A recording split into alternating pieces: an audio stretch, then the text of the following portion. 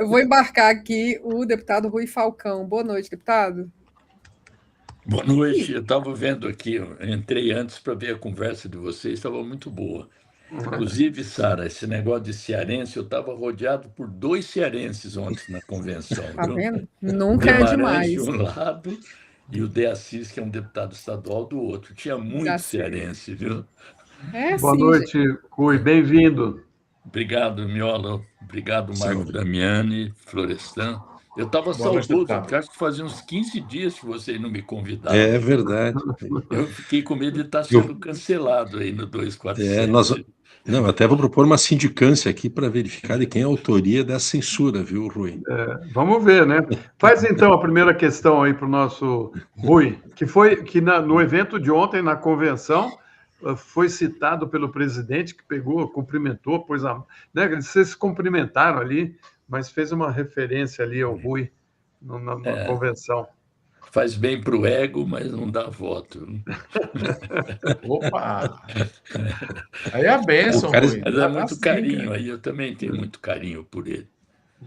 Não o chego a cara é fazer culto à citado pelo Lula. personalidade, mas carinho eu tenho, né? Estamos juntos há mais de 40 anos. Né? Mas, Rui, nós estamos falando de uma eleição desse ano, né, apesar de termos confirmado isso que pode ser o favoritismo da reeleição do presidente Lula, é uma eleição muito difícil, muito complexa e tem esse aspecto, né, inédito, que é uma interferência clara, aberta e direta dos Estados Unidos, com seus aliados regionais, para tentar interferir no processo interno.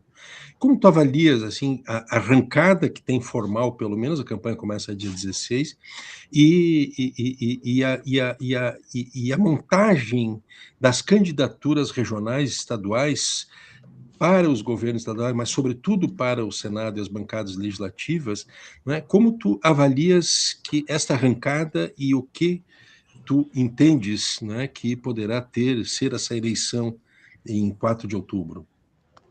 Então, eu acho que os palanques foram bem montados. O último deles, que mais preocupava, que era o palanque de Minas, Minas. foi ocupado pelo companheiro Patrus Ananias. Então, é um estado com um candidato muito bom, foi prefeito, é deputado federal muito respeitado, foi ministro. Isso deu muita vontade para o PT, inclusive, que tem uma candidata ao Senado favorita, e agora temos um candidato a vereador. Você viu o nosso Fábio Tradi, que veio para o PT no Mato Grosso do Sul, um candidato muito preparado, defende a democracia, foi meu colega lá na Câmara dos Deputados, sempre com boas posições. Então, eu acho que nós estamos indo bem sob esse ponto de vista. Me preocupa, sim, a questão do imperialismo. Eu já vinha falando há bastante tempo que o nosso partido, o Lula e o nosso governo sofrem 2 tipos de cerco. Um cerco cada vez mais preocupante, que é essa intervenção do governo dos Estados Unidos, e o cerco interno, que ele é mais difuso, que é a tentativa de, já que o Lula vai ganhar, mas que ele cumpra o nosso programa. Isso é o mercado, chamado mercado, que ficou com assim uma fobia danada só por o Gabriele falou que estava pensando em fazer um arranhãozinho no arcabouço e fazer controle de capitais. Ora, controle de capitais vários países fazem, já fizeram, o Brasil já faz. Então foi preciso que o nosso ministro Durigan acalmasse o mercado, dizendo que isso não vai acontecer e que prevê, inclusive, não sei se o Lula vai concordar com isso, creio que não, reduzir a margem para o crescimento das despesas no arcabouço de 2,5% para 1,5%. Então, há uma tentativa de impor ao presidente, já fizeram isso da vez passada, um programa que não é o nosso. O Lula disse que quer ser agora Lulinha Porreta e não Lulinha Paz e Amor. E quer ser um candidato antissistema. Anteriormente, antes da convenção, ele já disse que as instituições, a política está podre, as instituições estão apodrecidas, então ele está investindo contra o sistema, embora seja o presidente da República, né? E ele enuncia algumas das medidas que ele acha que são antissistema, né? tem 5 medidas propriamente, depois a gente pode enunciá-las aqui, mas sobre essa questão dos Estados Unidos, como é que nós vamos nos defender disso, né? A intromissão é evidente. Eles tentaram mandar 2 precursores para cá para fiscalizar as eleições, foram repelidos.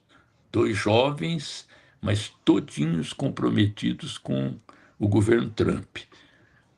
Essa questão do embaixador que a Sara falou, o nosso embaixador em Israel até hoje não voltou para lá. O Meyer, que era o nosso embaixador, foi humilhado pelo Bibi Netanyahu e o governo chamou de volta e ele não retornou. Nós estamos sem embaixador em Israel, já estamos questionando o embaixador que os Estados Unidos querem mandar para cá, e eu acho que a gente deveria ter rompido relações com Israel. Romper relações, pelo menos relações comerciais com Israel, pelo massacre que faz na Palestina, pela aliança que tem com os Estados Unidos, que tem com o Milley também, e uma maneira de nós estarmos nos protegendo. Veja bem, nós somos cercados por governos de direita agora, mas o povo desses países não é um povo de direita. Então a gente faz relações com governos e com os povos também. Então, relações culturais por baixo, centrais sindicais. Todo o programa de integração continental que a gente fazia aqui, ele foi parcialmente desativado. As campanhas contra o Foro de São Paulo e outras articulações semelhantes, eu acho que era hora do nosso governo chamar reuniões com entidades, com organizações democráticas, que é um direito nosso, inclusive uma proximidade maior com a presidenta do México, que resiste lá, e com os países que ainda não se curvaram. Maneiras também de fazer isso, solidariedade a Cuba. Cuba enfrenta um bloqueio infernal, cruel, para que o governo não sobreviva. A própria Venezuela, que teve um presidente sequestrado, né? Então, acho que esse tipo de iniciativa de alguém que está sendo lulinha porreta exige medidas desse tipo. Inclusive, algo que o Lula falou com muita propriedade, ter recursos para uma política de defesa. Ele chegou a questionar por que o Brasil, com tudo que nós temos aqui, não é capaz de fabricar drones aqui. Vocês viram que os drones fornecidos pelo Irã são drones muito mais baratos do que os drones fabricados nos Estados Unidos e são bastante eficazes também. Então, essa ideia de ter uma política nacional de defesa, ela vai nessa direção também de impedir essa intromissão. Da mesma maneira, a regulação das big techs, a soberania digital. Se a gente vai fazer data centers aqui, mas tem que ser data center em que os dados sejam soberanos nossos e não hospedados na nuvem da Amazon, na nuvem da Microsoft, ou contratando o software da Palantir para fazer agregação de dados no Programa Nacional de Educação. A Palantir é uma empresa da CIA, que fornece informações e software para a CIA. Um dos donos dela está morando agora justamente na Argentina.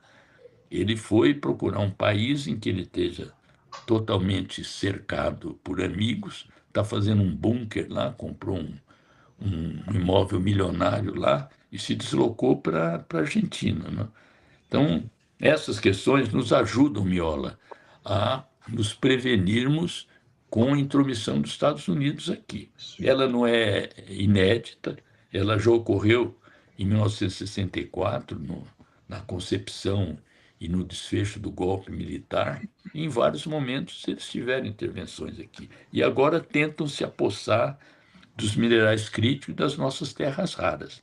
A nossa diplomacia e a nossa política internacional, eu acho que precisa ter uma abertura maior que rompa essa história de equilíbrio total, de pleno distanciamento dos Estados Unidos, não pode se distanciar da Europa, não pode se aproximar da China. Nós temos que ter outro tipo de articulação, além das aberturas de mercado que nós fizemos agora em vários mercados, a partir dos tarifaços do Trump. Muito bem, Marco. Não, sobre tarifaço, acaba de chegar uma notícia aqui: 25 estados democratas processam o governo dos Estados Unidos por tarifaço, não há consenso nem lá. Rui, das várias perguntas, permita, Rui, né, colega, que eu tenho para te fazer, vou te fazer para o colega Rui Falcão, um jornalista reconhecido em São Paulo. Também te li na revista Exame quando você era o diretor de redação, alguns aninhos atrás, então você sabe dessa coisa. Eu estou vendo aqui a notícia do desemprego no Brasil. Então tem um título: desemprego cai para 5,4% no trimestre, encerrado em junho. É a menor taxa da série histórica, são 103 milhões 100 mil pessoas com emprego formal no país. Ô, Rui, isso não é manchete, não? Por que isso não vai para a manchete? A minha pergunta é: o que você está achando da cobertura da mídia tradicional para os fatos econômicos e políticos do Brasil nesse momento? Não, esses números são divulgados na mídia. Todos eles. Com destaque necessário? Eu acho que eu vejo outro problema hoje, que é o seguinte. Pois não. Você tem Estava até hoje falando, nós temos um presente contínuo hoje. O que é o presente contínuo? Você dá o dado do desemprego, depois só daí a um mês que você volta a falar no assunto. É o chamado dado bruto, quando você tem interpretação e analistas para outras questões. Quais são os dados mais amplos hoje que são repisados diariamente? A gastança, entre aspas, a crise fiscal, a projeção do crescimento da dívida para 2040,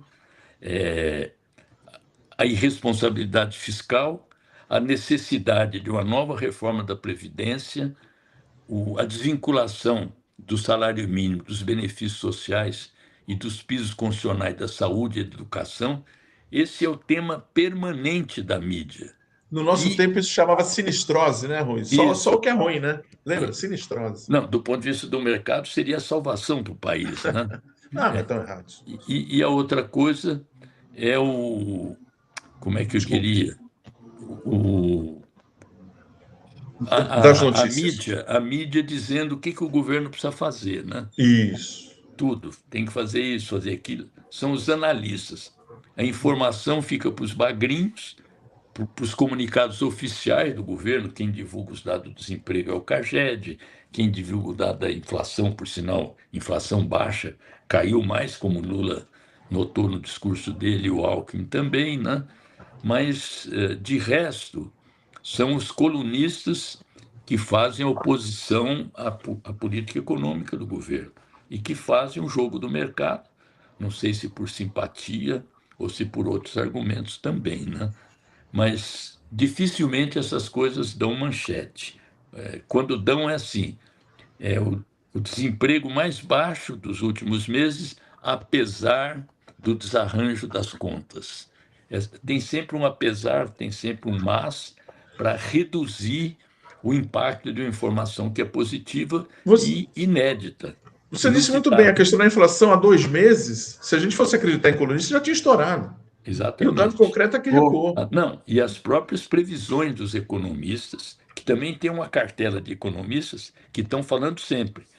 Não há uma diversificação de fontes.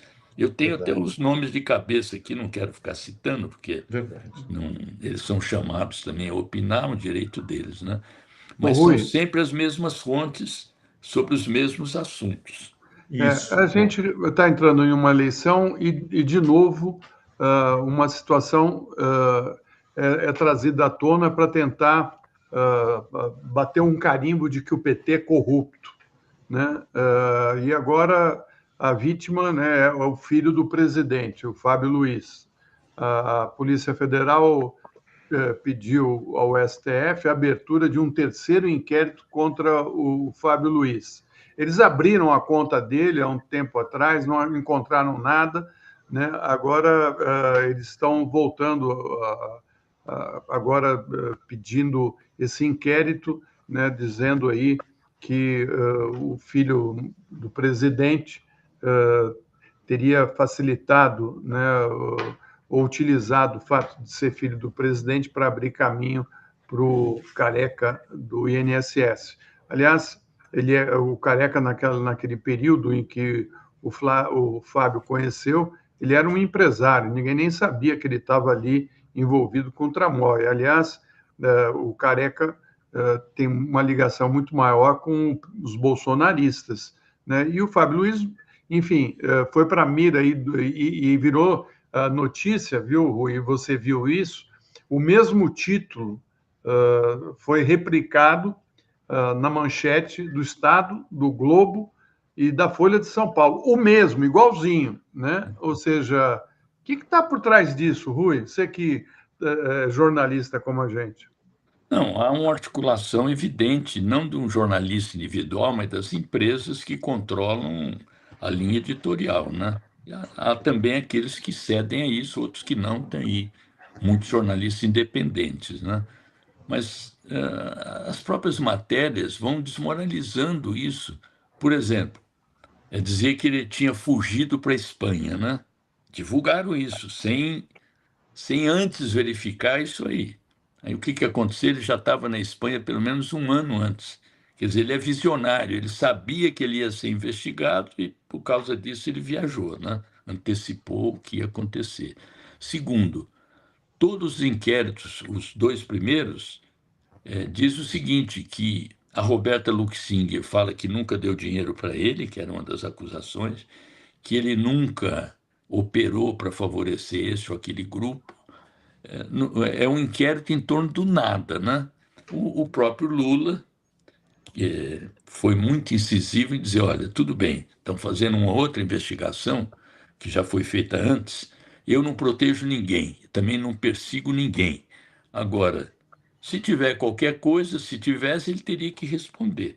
Aliás, até assim, tão incisivo que ele alterou o ônus da prova, né? Com tanta vontade de dizer que não deve nada e que não vai proteger, ele vai ter que provar que ele é inocente. Ora, é o contrário.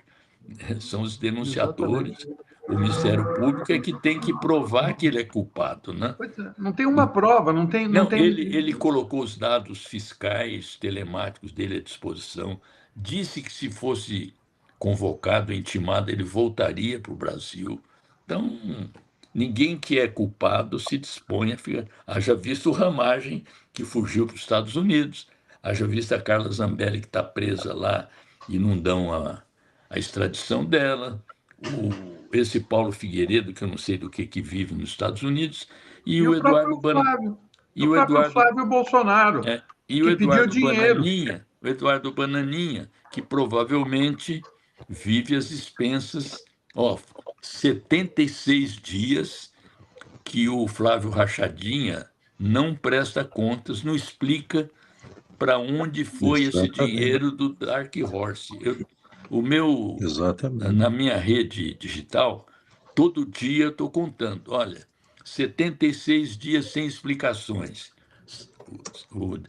Amanhã vai ser 77 dias para que a gente não perca a memória. Ele prometeu que em 30 dias daria explicação. O negócio da Fiesp, lá o pessoal publicava, tá? O impostômetro, todo dia atualizava o imposto e a mídia replicava. Porque não tem nenhum jornal agora, nenhuma, a não ser vocês, a imprensa independente, fazendo a contagem. Eu lembro que no passado, acho que era o Jornal da Tarde, tinha o nariz do Paulo Maluf crescendo, era o Pinóquio, todo dia tinha. Então é uma boa ideia, por que não fazer a contagem dos dias do Flávio Rachadinha, que ele não presta? Cadê? Quando ele vai prestar contas? Quando começar a campanha eleitoral? O nariz do Maluf naquela ocasião... O nariz do Maluf naquela ocasião virou a página do jornal, tanto cresceu. Eu só queria lembrar do ex-deputado do PL, da turma do Bolsonaro, que foi preso agora na Bolívia, né? Estava escondido lá há um mês, também condenado a 15 anos por formação de organização criminosa. Quer dizer, esse foi pego, né? Outros terão também. A outra coisa, o cara falou das urnas que contratou o serviço lá, e era mentira, quer dizer, mostra inclusive uma falta de preparo total da assessoria, trocou de marqueteiro de novo. Então, terceira vez. Tem um certo favorecimento para as nossas candidaturas aí. Como dizia o Napoleão, não corrija o cara, o adversário, quando ele está errando na terceira. Mas, Rui, o Alcolumbre já declarou que não vai colocar em votação o fim da jornada 6x1, da escala 6x1. Apesar disso, tu entendes que o governo e a base do governo ganhou esse debate político, ganhou um discurso para a eleição, ou isso compromete a estratégia eleitoral? Inclusive, né, Miola, o Congresso esticou o recesso, né, e travou todas as pautas, né, Rui? Nós vamos ter, hoje até respondi isso por escrito para um jornal alternativo, pergunta se vai dar para votar ainda. Eu falei o seguinte: primeiro, o Alcolumbre nitidamente boicotou não só a questão da escala 6x1, boicotou a PEC da segurança. Os caras aqui estão, não, o Lula ontem não falou de segurança. Pô, ele mandou um projeto de emenda constitucional depois de terem votado o projeto das antifacções. Está trabalhando nessa área. Várias coisas já mudaram. Tem esse programa nacional contra o feminicídio, tem um programa que melhorou, que diminuiu furto de celular. Agora, a PEC da segurança ia permitir ter uma articulação nacional das polícias, informação, inteligência. Ele boicotou isso também. Está boicotando a questão da misoginia. As pautas que estavam aprovadas na Câmara estão paradas lá deliberadamente. Então, nós vamos ter uma semana agora de esforço concentrado, a semana que vem, e mais uma em setembro. Então, veja bem, não dá tempo. Se alterar qualquer coisa do fim da escala 6x1 no Senado, tem que voltar para a Câmara. E eles já estão dizendo que vão fazer alterações. Então, como não tem nenhuma pressão popular, isso não foi também, o governo não quis tensionar com o Alcolumbre, aparentemente, dificilmente nós vamos votar isso. Resta na campanha eleitoral dizer, olha, os caras realmente são contra vocês, os caras não querem dar 2 dias de folga para os trabalhadores. E aí fica assim, 472 deputados, dos quais 90% estão fazendo campanha pela reeleição, vão provar que votaram a favor. Mas a lei não está feita, o direito não está assegurado. Resta saber, depois da eleição, se não votar agora, depois da eleição, como é que vai ser, né? Se o Lula ganhar, fica muito mais fácil, acho que vai ganhar. Mas ainda assim você vai ter um prazo muito curto para votar isso na Câmara, para que entre em vigor já no ano que vem, se não votar agora, né? Eu acho que a gente devia fazer um último esforço. O presidente Lula, quem sabe, aí a minha sugestão, não estou falando aqui da minha cabeça, né? Ir para a televisão, pessoal, o Congresso tem uma semana de votação agora, eu queria que vocês convencessem os senadores a pautar e votar o fim da escala 6x1. Até porque tem gente que já está praticando isso. Seria uma boa medida, né? Mas o presidente Lula tem uma conversa marcada com o presidente do Senado, não tem? Não sei. Eu sei que eu vi uma nota, sei qual é a... Tem muita nota que a gente não sabe a origem e se é veraz, né? Uma nota ontem do Lauro Jardim dizendo que o Lula não quer conversar com o Alcolumbre porque teme que tenha muita denúncia ainda em relação ao Alcolumbre e não quer estar perto.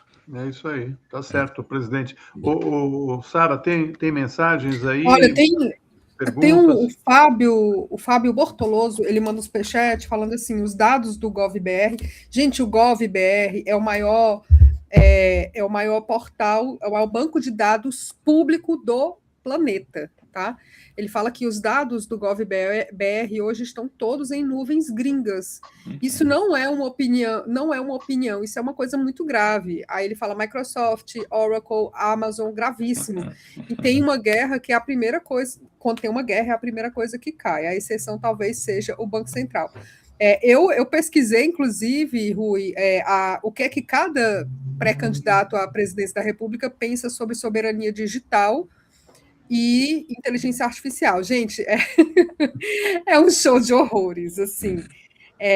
Juro para vocês, o presidente Lula é o único pré-candidato que tem algum plano de fato para esses dois aspectos. Todos os outros, né? O Caiado vive na Caiadolândia, onde tudo é perfeito, o Renan Santos também, naquele mundo imaginário ultra neoliberal. Mas eu queria, Rui, puxar aqui eu queria um comentário teu. Nesse final de semana a gente teve a convenção aqui no Ceará com o Ciro Gomes falando absurdos, né? Falando que as mulheres petistas são agressivas. Inclusive, eu sou a favor que as mulheres petistas vistam essa carapuça e aproveitem que ele tem medo de vocês, viu, gente? Vamos aproveitar. E a gente teve também, no domingo, o presidente Lula passando a palavra ali para a Janja, porque ele sentiu falta de ter uma mulher naquele momento do evento, né? Embora em outros momentos as mulheres estivessem presentes. E a gente também tem a informação hoje, tudo isso hoje aqui no Boa Noite 247, de que as mulheres de São Paulo estão estão pensando em não votar no Tarcísio. Ou seja, cada vez mais as mulheres elas decidem eleições no nosso país, né? Eu queria só o teu comentário em relação a isso, não é nenhuma pergunta específica, não. Não, então, eu vi você falando antes aí, faltou mencionar uma coisa desse desprezo pelas mulheres, quando ele foi perguntado qual era a importância que a mulher dele à época tinha, que era Patrícia Pilar, foi aquela dorme comigo, né? Então, ele não perde o pelo, mas não perde o jeito, né?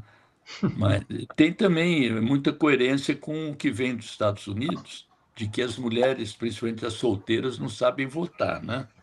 E que lá tem um movimento para tirar o direito de voto das mulheres solteiras, porque as casadas votam, é o voto familiar, vota com o marido. Quer dizer, é um retrocesso assim, desde 1934 aqui no Brasil, que as mulheres têm direito a voto, né? Então, inimaginável onde esses caras querem chegar, e o Ciro Gomes só falta entrar nessa aí, né? Ainda no Ceará, eu gostaria muito que a Luiziane pudesse ser o segundo nome lá, embora esteja na rede hoje. O Cid Gomes é nosso candidato já, que a Luiziane pudesse, acho que ela vai ter o voto dos petistas lá, mas seria bom que a gente a acolhesse, né? A melhor prefeita que nós tivemos em Fortaleza. O Tarcísio, vocês estavam falando, o Marco Damiani falou da questão da violência contra as mulheres. Ele praticamente zerou o orçamento para verbas para combate à violência contra a mulher. Não tem quase nada de delegacia da mulher, elas funcionam já no 5x2, não trabalham sábado, domingo, não trabalham à noite, precisa ter mais delegacia da mulher. E o governo Lula pretende, no próximo período, fazer mais casas da mulher brasileira. São aquelas casas que acolhem mulheres vítimas de violência, que às vezes não têm onde ficar, ficam com medo de sair de casa por causa dos filhos, acabam convivendo com o marido agressor porque não tem onde ficar. Então, políticas efetivas de apoio às mulheres, além da participação delas na política. Ontem, a Benedita tinha falado antes, as presidentes de partido, não sei por que não puseram, por exemplo, a Benedita para falar ontem, né? Ou a governadora Fátima, que é a única governadora que nós temos, uma mulher. Isso podia ter sido posto lá. Mas a Janja representou ali as mulheres, pôs uma placa bonita e ainda ajudou o Lula ali, fez uma assessoria para ele, dando os papéis ali que ele tinha falado das 5 propostas e tal. Foi bom. E foi uma bela convenção, motivou a militância. E agora, no dia 16, parece que será apresentado o nosso pré-programa, o programa que vai nortear a campanha eleitoral, né? Muito bem, Rui. Agradecer muito a sua presença aqui. Grande abraço, boa campanha para você. Estou aqui sobrevivendo. A gente não vai esquecer, viu? A gente vai te chamar outras vezes. Não me esqueça. Obrigado, gente. Bom trabalho aí. Boa noite. Obrigado. Um abraço. Obrigado. Boa noite para ti. Obrigado. Obrigado. Gente, deixa eu ler aqui alguns superchats que chegaram.